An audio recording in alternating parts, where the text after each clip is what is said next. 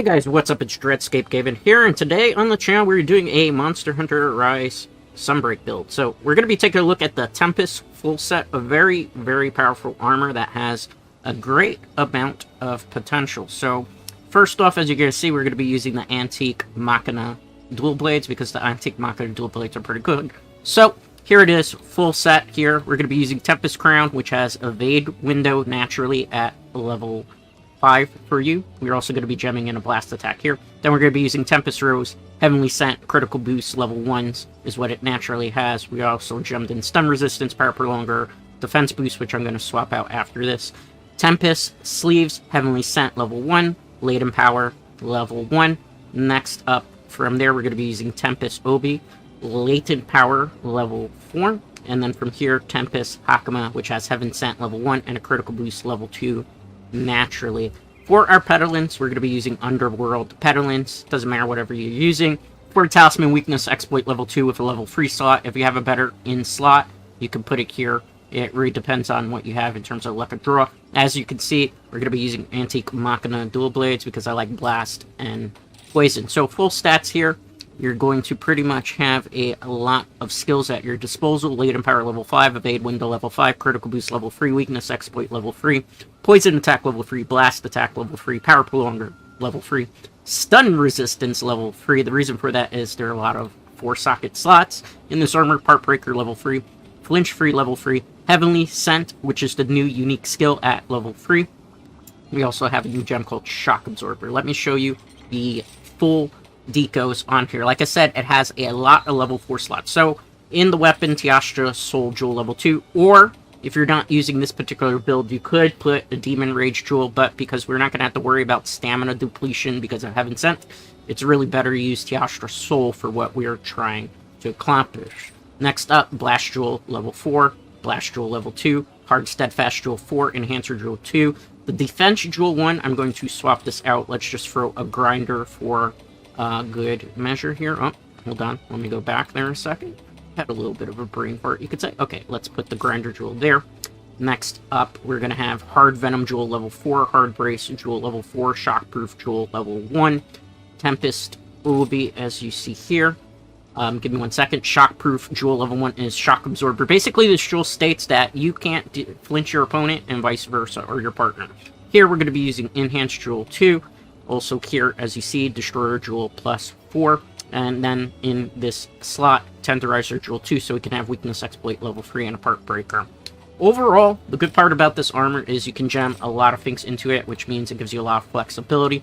Full power up stats here. Latent Power level 5, as you can see, while active, increases affinity by 50% and reduces stamina depletion by 50%.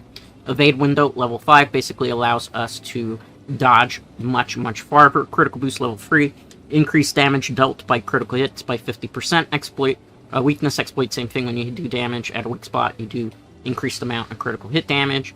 Blast Attack, self-explanatory. Power Prolonger basically increases our Arch Demon mode. Part Breaker level 3 means we can break parts much easier to get better goodies. Flinch Free, self-explanatory, as you see here. Heavenly Scent is the new skill unique to this armor, and it is pretty broken because it nullifies stamina and also your sharpness for a bit.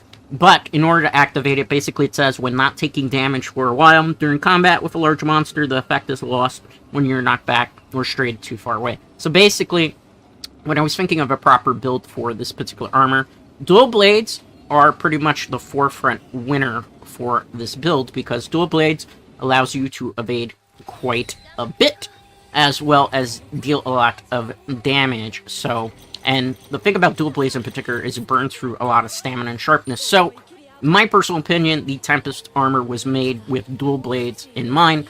Also, Insect Glaive kind of benefits quite a bit from this particular armor. For the demonstration as to how powerful this armor is, I'm going to use my favorite punching bag of a great Azuchi. So, this will be kind of a good way of just showing you how powerful this particular build is. In terms of the armor itself, it is by far one of the most flexible armors in the game, considering that it has a whole bunch of level 4 slots. You don't necessarily have to run dual blades in it. Necessarily, you don't have to even trigger Heaven Sent.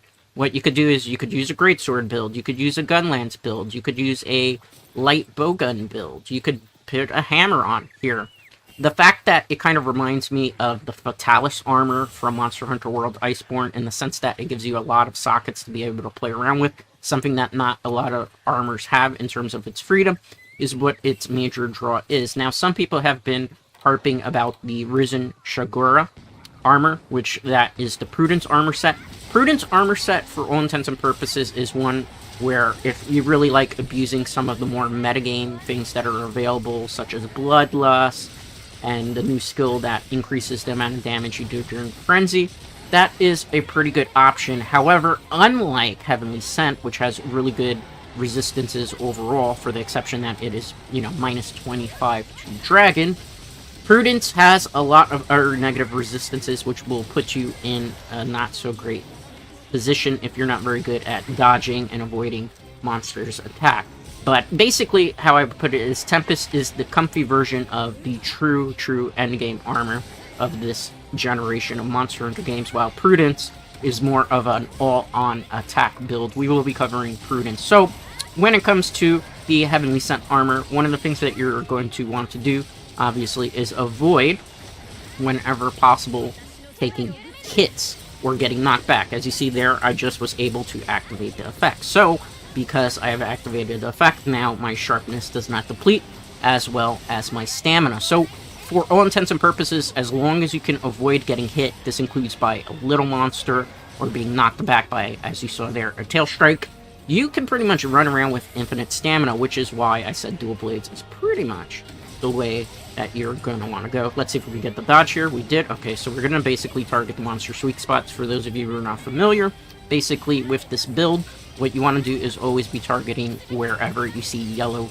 numbers popping in. The reason for that is that indicates that you're hitting a critical weak spot, because we have weakness exploit level 3. Whenever we hit a weak spot, we're doing 50% increased critical hit damage. On top of that, because we have critical boost, we're automatically doing an additional 50% critical hit damage. What does that mean overall?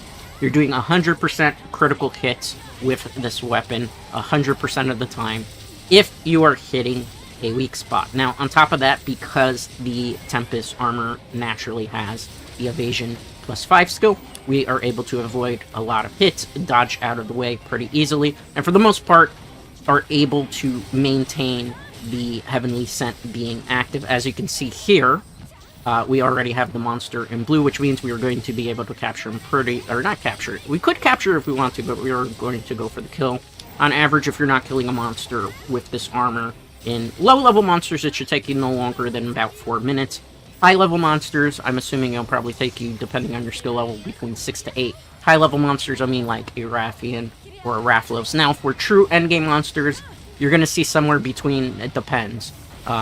If it's a very long, dragged-out hunt like a Amatsu, probably going to see 21 to 27-minute clear time. If it's one of the lower-tier ones, most likely 15 minutes tops. In a group of 4 with this armor, you should be able to run rough shot over everything with general ease. I'm going to be experimenting with different weapons, but right now, just the fact that this armor has the most level 4 sockets available, really good natural all-around resistances, as well as the fact that it is one of the strongest armors when maxed out in defense. We're talking 993 max defense. This is with augmentations that are doing +12 to your armor using stability augmentations. This is perhaps going to be this generation's Fatalis armor, in the sense that this is going to pretty much break the metagame, and the fact that you have so much flexibility, and it's really just being reliant on whether you do in fact get a good talisman roll. There's really no reason not to run this set, outside of the fact that maybe you want to be a little bit more risky with your all-out damage, and for that you would go with the Prudence, which we are going to be covering in the not-so-distant future. So, as always, a like on this video is greatly appreciated. If you're not already subscribed to the channel as well, consider doing so, as it helps the channel grow. And I will see you for the next Monster Hunter Rise Sunbreak build/review. Till next time, guys.